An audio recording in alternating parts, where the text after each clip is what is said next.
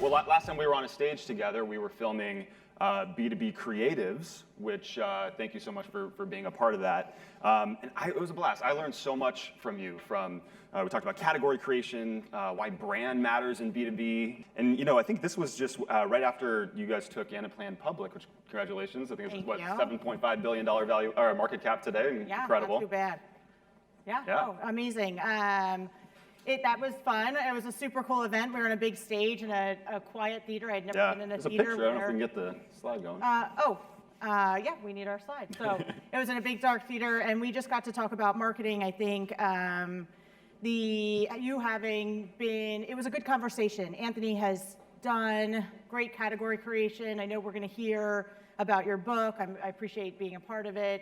But you've really focused in the area of customer success, and I think a good conversation during this, here we go, photos up, of that session, just CMO to CMO, talking about, how do you create this great growth in a category? Yep, totally. It was, and I think what's cool is we both actually now have this time to kind of take a step back between tours of duty, think about kind of what we want to do next, see a lot of these different companies. And one thing I've noticed is the demand for great marketing talent, it seems, is higher than it's ever been before. Whether it's checking LinkedIn messages or Twitter or maybe some weird text messages, it feels like it's never been a better time to be a CMO than today. No, I totally agree with that. I know you're going to see this chart here. When we were talking about this, I shared with Anthony, and we put in this presentation. This is my rough Excel, little tally of the different opportunities that have come to me as people have realized that I will re-enter the workforce soon. So, I've talked to over 60 recruiters. There's been 58 different opportunities, and I think it's important to recognize that a CMO has the choice of the companies they want to go to. And so really understanding as a CEO or as a leader what you bring to the conversation, what you're looking for in a marketer, and then being able to be very specific and find that good match as opposed to trying to play a volume game. You're just not going to win. I think the other thing too, just on this point, is finding somebody that's worked in the right size company too, so that you're not paying for something that you're not yet to, right? Saying, hey, this person, I'm going to use them because they'll be great when we're 30 million larger in revenue. That's a lot of cost that you're carrying for that. No, totally. And I think the reason why another reason why I think this is a really big time is it's this bull market that we've been in. And Jason referred to it downstairs. We were listening to that session, the best of times for cloud and SaaS. So there might be some volatility here and there, but companies are going long. They're investing in growth. And so I think that's contributing to this importance of kind of investing in marketing and sales. Agreed. The tenure of CMOs, too, is something that, as you think about that CEO-CMO relationship, it's the one that's the shortest in the C-suite.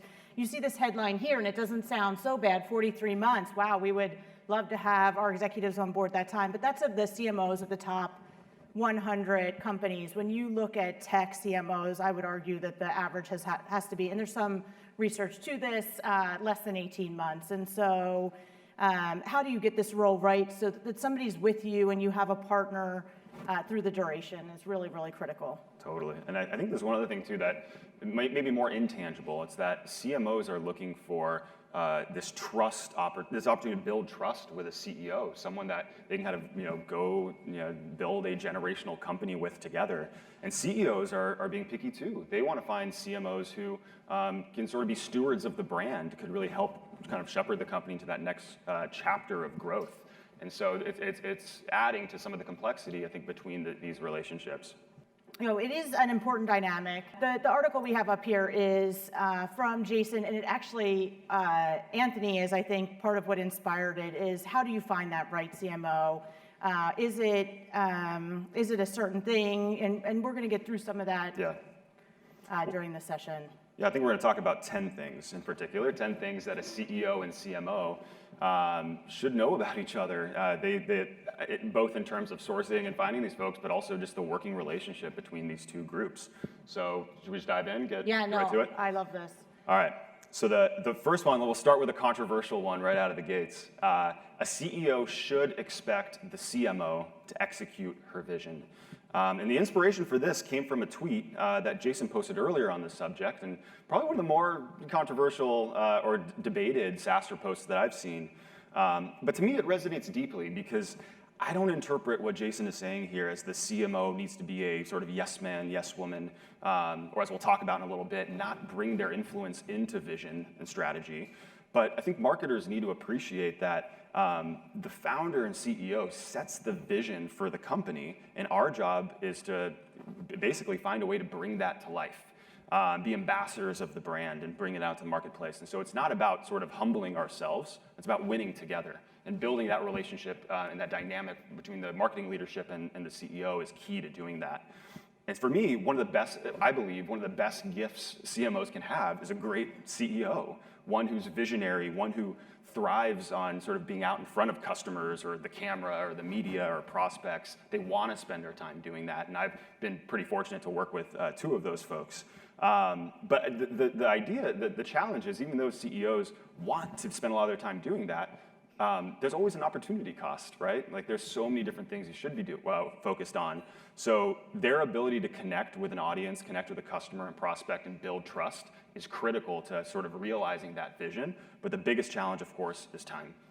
And so I remember Keith Kroc, the former chairman of DocuSign, he said that marketing's ability to really scale a CEO's trust building with an audience, that's a superpower. And so I totally believe that whether it's contributed articles, speaking opportunities, podcasts, kind of the one-to-many opportunity to take that vision, put it in words or speech and sort of get that out into the world, that's how marketing can really help execute vision. Yeah, and I agree with that. And what Anthony said, we just talked about this if you were downstairs, around how important that relationship is and some of those, the way that the CEO is that first CMO, right? They have a vision and the marketer needs to capture that.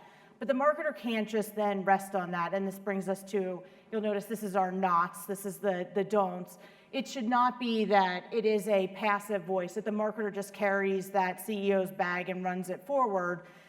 We have to remember the market that should be in marketing. And so it needs to be a voice back into the organization. It needs to highlight what's happening in the market. The CEO really needs partnership in that so that they can help form that great decision. And I think sometimes, we're so busy running forward that we don't always bring that back. It needs to also, your job as a CMO is not just bringing the CEO's voice forward too, it's the entire executive team. There's things that have to happen that marketing can help with in the organization. The CHROs needing to recruit, the head of engineering is looking for new engineers, and how can marketing be a part of bringing their vision out as well, so that they can get the things out of marketing that those teams need. And so our next point, and this is a do, you're gonna see us go back and forth here where we're gonna highlight something they should do and then not do. It's choose a marketing channel and dominate it. And if we move to the next slide, you're gonna see, and you may have seen an image like that before, you may have heard, that if you just spend your time making sure the blog gets up and getting the white paper out and getting that email out, and you fill up the jar with all those little things, you're not going to have time for the big ones. I think the biggest secret to the high growth firms I've been with is we've placed a stake in the ground. We've said, hey, here's some big things that we're going to do, and we're going to do them better than anyone else. I have some examples on the next slide. The bottom right, I think, is one we've all seen, right? That Zoom billboard, you're in an airport, you see the Zoom ad. They are doing that. I mean, I don't know that any of us here can say, hey, you know a great PPC ad we saw for Zoom? They have done this just really, really well. Another example, I don't know if you recognize the logo, but it's the Salesforce Trailhead logo, right? Like they have put so much in community, and that has become just a staple for their marketing.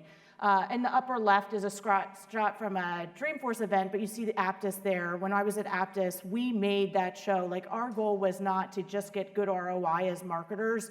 We said we are going to, when you look across every sponsor in that room, we're going to one that gets the most share of voice. We're going to win that show as a sponsor. We're going to do that better than anybody else.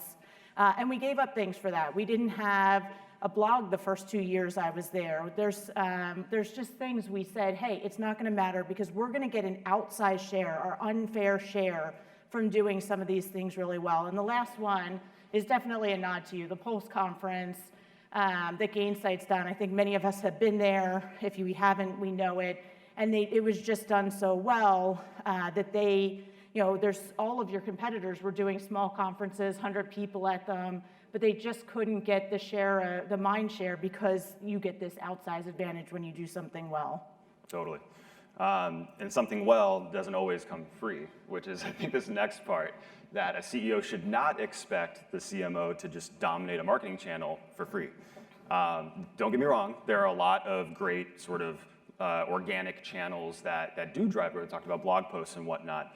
In fact, for Gainsight, a lot of our growth today still comes from a content asset that we wrote years ago. How do I structure a QBR? That's still driving traffic to the site today, and they're getting into our funnel that way. So it is important, but the reality is that marketing really ought to be viewed as an investment into vision, execution, and the quality of work gets constrained by these variables, by budget, by time and scope. So the notion of dominating a market channel for free isn't really a realistic expectation to set between a CEO and a CMO. And you mentioned Pulse, thanks for bringing that up. Live events, corporate events were really one big channel that we said, hey, this is the one we're gonna go long on. And so we developed this micro brand called Pulse, and it featured this marquee program, which was an industry conference that we just held in Moscone Center here in May, 5,500 people. But it's not just an event. This is our biggest pipeline creator, deal accelerator, CSAT influencer, really any business outcome that we could hope to really impact, sort of all converged around this event every year. In addition to that, it created this halo effect around the company and the category at large. So how do you put a price on that? You have to. And so in our case, the price was about $1 million of net spend. And in my research for other companies that have done this at scale, that's more on the conservative side of estimates or of averages. In fact, people are spending so much, companies are spending so much on conferences that they're literally calling it out on their sales and marketing disclosures on their S1s when they're going public. And so if you can't quantify the impact of these programs on business outcomes, then you're kind of out of luck. If you were downstairs, I talked about this. I talk about this almost every time I talk about marketing, is that we cannot just think about it as marketing. We have to think about it as this overall sales and marketing motion and really understand what value is being created overall and what part marketing is going to play in it. And so whether marketing should be a multiplier for the sales team, right? If we could do it all just with direct sales, like why wouldn't we? The challenge is you just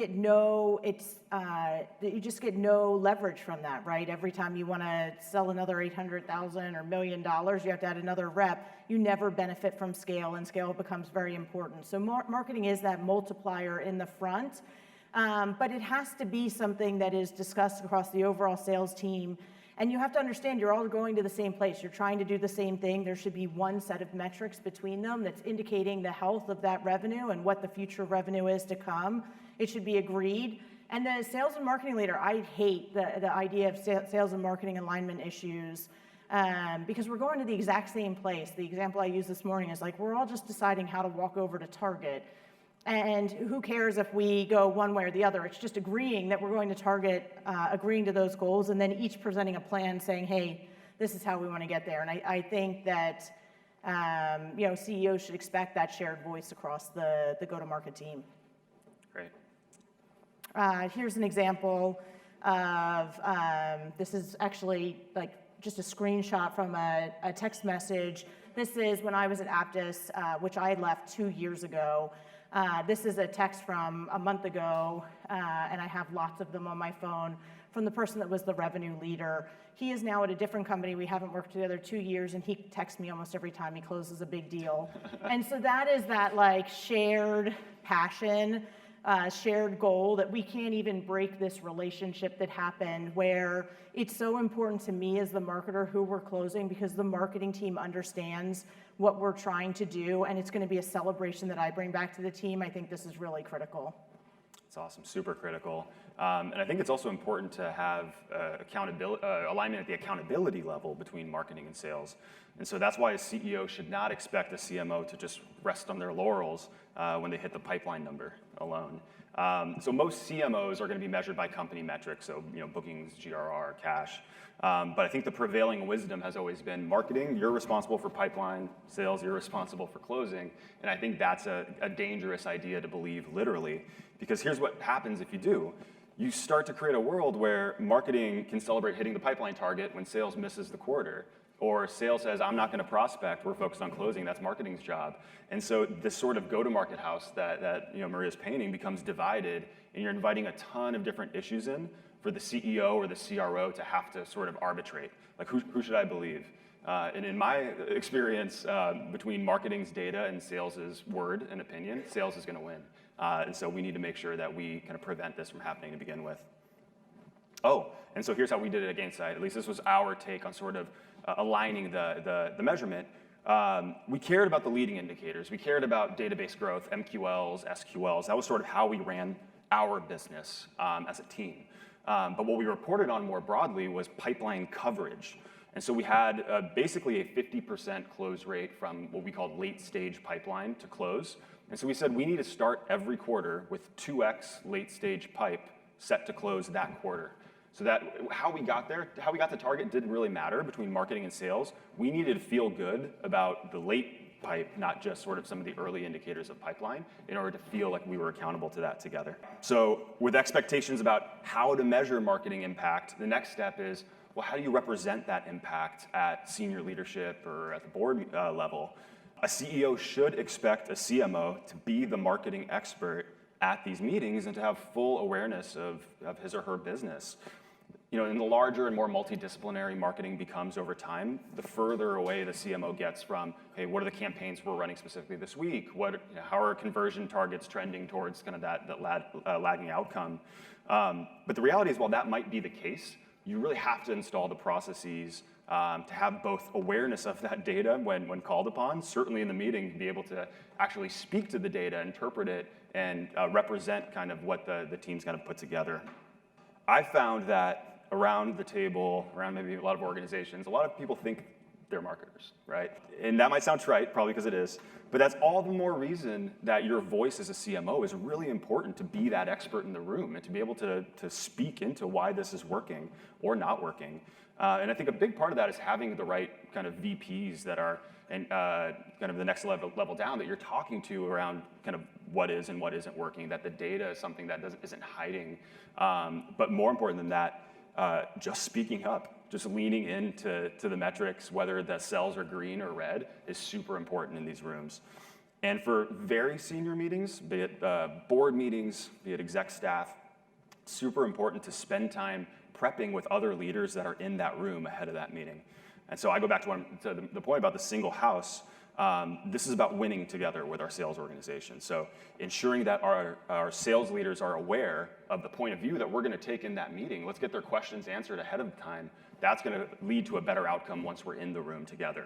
So I think, again, this is something that a CEO should expect is already happening between your marketing and sales leader without having to ask about it. So it's great that marketing is in the room and has the data for that board, but I think our role goes beyond that. And so what they should not expect is for the marketer to only speak up on marketing. The marketing team does see that entire market. They're talking to analysts every day. They're talking to press. They're talking to customers. And so marketing should have a view across the entire organization. I think one of the things that I've learned, and as I'm trying to continue to grow in what I do, how do I do that job better? One of the things that I've been paying a lot of attention to is what the board is bringing to the CEO. I mean, there is, if you're a marketer in the room, signing up and making sure with PwC and Deloitte and Accenture, the board trends that they're putting out, understanding them, because the board is going to be reading those trends and they're going to be asking your CEO those questions. Right now a big trend is consolidation of IT. And so, when your head of IT comes to you and says, hey, listen, we can't have 40 marketing apps and, security and trust is an issue, And so we're consolidating some of this because it's really important how we look at our customer data. Going, oh my gosh, I need every one of these tools and I'm buying 10 more is not the answer. It's understanding those board trends, understanding why the CIO is coming with that question, and being able to respond to it and be smart about that. And I think even beyond that too, understanding the other pressures that the other leaders have in the team and being able to, and you mentioned some of this, give a voice to that, not just in sales, but if there's a professional services question or a product question, to really come with an informed and purposeful answer and opinion to that topic so that the CEO can make the best decisions possible. Yeah, totally. All right, so the CEO should expect the CMO to contribute big ideas. It's never been easier to bring a SaaS product to market. I mean, look at all of us, here in the room and everything that SaaStr has built. Because of that, you can appreciate that products are kind of on a natural course towards commoditization themselves. The delivery model just sort of enables that. So companies need big ideas right out of the gates to stand out from the crowd. And I think the CEO should expect her CMO to be right in the heart of that. And I'll pick on the file sharing industry for a minute, only because I grew up there. If you need to store and share a file online today, there are over 200 vendors that can help you with that. 200, and this according to G2. That's a great thing for consumers. But sometimes what's great for consumers isn't great for vendors that are operating in crowded markets. And so it may sound corny, but I believe pretty deeply in the Simon Sinek, people buy why you do things, right? Not just what you do. And so marketing has a pretty major role to play since customers tend to buy emotionally. And the role is articulating or coming up with big ideas and creative ideas on how we articulate the why in a way that's engaging and in a way that's going to resonate. And I call that brand. And yes, I'm using the word brand in a room full of B2B people. It's okay, we'll be fine. For so long, we've said brand doesn't matter. I'm focused on growth. I'm focused on hitting the number. And I think for the first time, we're starting to say, hey, brand may not be a distraction from growth. It might actually be like the sustainable lever to actually growing the company. And I think this is true for companies that are operating in commoditized spaces, as I mentioned, but also for companies that are creating spaces. So the extent to which a CMO can think about the humanity behind the logos that we're trying to sell to, and come up with ideas to really kind of serve them, whether that's through our messaging, whether that's through our content, whether that's through our events, whatever it is, and really appeal to the humanity of our market. I think that's going to be a key driver to success.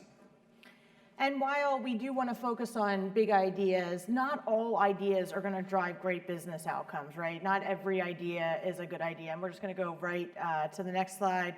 So the challenge there is as the company is coming and bringing all these ideas, what you don't want to be is this, I heard somebody said this phrase once and I almost died when I heard it. It's like this idea of the CM no, and like being able to say, hey, we can't do everything. I think what you have to do is up-level the conversation. When somebody comes and says, hey, I have a great idea, being able to say, why that idea, what are you trying to achieve? And then coming back and being responsive and saying, hey, we had this big idea. This is our big rock that we're working on. It seems to achieve to that idea as well. Let's really put all in on that.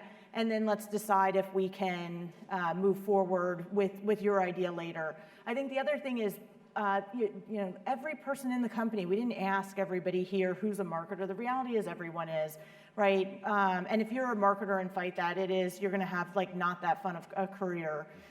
Nobody comes to the engineer and says, hey, I've never as a marketer, this is what the line of code should look like. But lots of people come and say, hey, this is what I think we should do for marketing. And I think really trying to hear that and finding places to give people input. We used to do a big conference, very much like Gainsight at Aptus, and we would set aside a day where we had a room and there were cookies and some fun stuff around it, but we asked people to contribute ideas in the areas where we needed help, where we wanted to do bigger things, letting them share that feedback, and then celebrating that, right? Maybe doing some voting after that, letting people, be a part of the marketing. What's really great about that, my job as a CMO, and I say this all the time, it's not that hard to have a bunch of people that come to work to do marketing.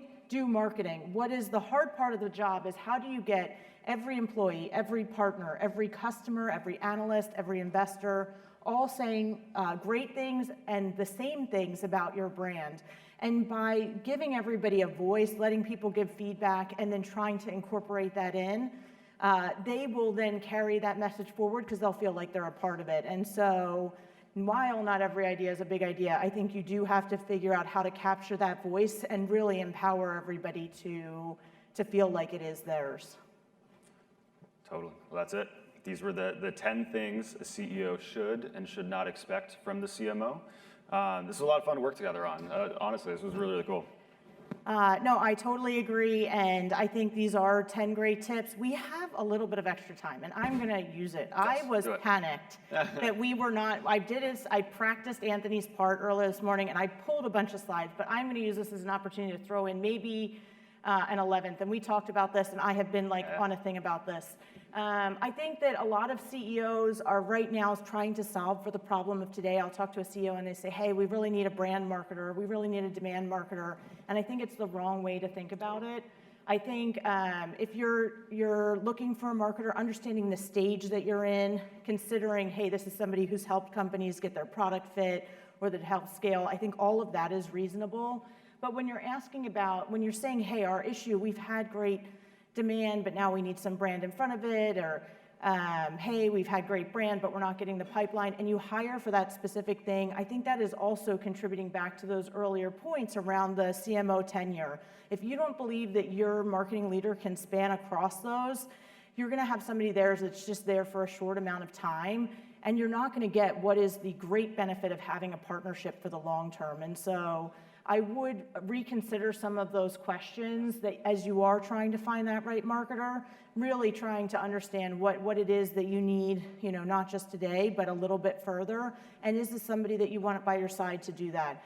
If you can't say that your marketer is a trusted advisor, then it's probably not the right fit. But if they are, then you're going to continue to work with them as you do go through those different challenges.